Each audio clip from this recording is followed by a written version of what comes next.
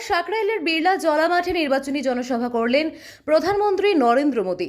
হাওড়া সদর লোকসভা কেন্দ্রের বিজেপি প্রার্থী ডক্টর রথীন চক্রবর্তী এবং উলুবেড়িয়ার বিজেপি প্রার্থী অরুণ উদয় পাল চৌধুরীর সমর্থনে রবিবার দুপুরে সভা করেন প্রধানমন্ত্রী। ভাতপাড়া, চুচুড়া, পুরসুরা সভার পর এদিন হাওড়ার সাকরাইলে আসেন মোদীজি। এদিন মোদীজি বলেন, গন্ডগোল করে তৃণমূল নেতাদের কাজ।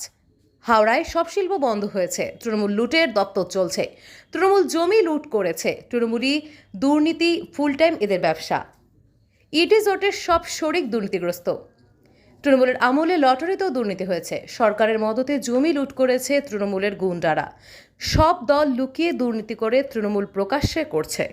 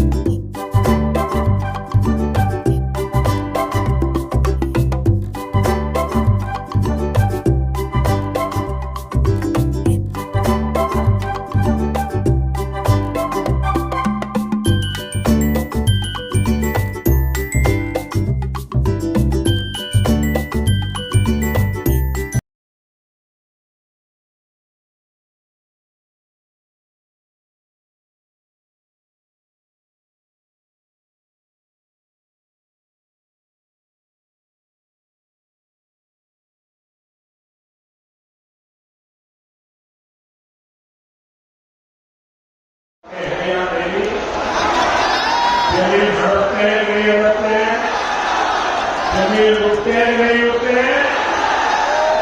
और ये सब कुछ सरकार के संरक्षण में होता है नहीं होता है, सरकार की कृपा से होता है नहीं होता है, सरकार की मेहरबानी से होता है नहीं होता है। और सरकार क्या कर रही है?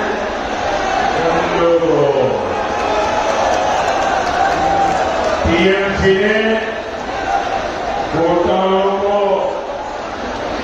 अपना फुल टाइम बिजनेस बना लिया। साथियों, कांग्रेस हो, लेफ्ट हो या इंडिया अलायंस की कोई और पार्टी, भ्रष्टाचार इनका कॉमन कैरेक्टर है।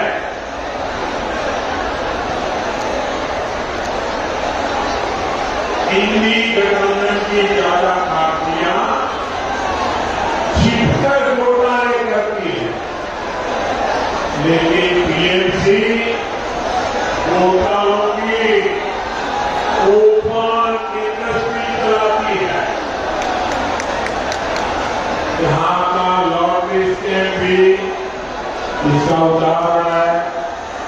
बंगाल की जनता यहाँ लॉटरी घोटाले में अपनी मेहनत की कमाई गंवा चुकी है। इसका नुकसान बंगाल का युवा उठा रहा है। इस लॉटरी घोटाले के पीछे, इस लॉटरी घोटाले के पीछे कौन है? कौन है? कौन है?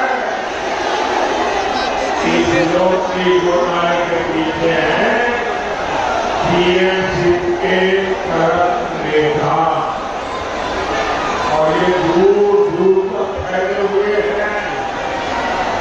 लेकिन टीएमसी सरकार उन्हें भी बचा रही है।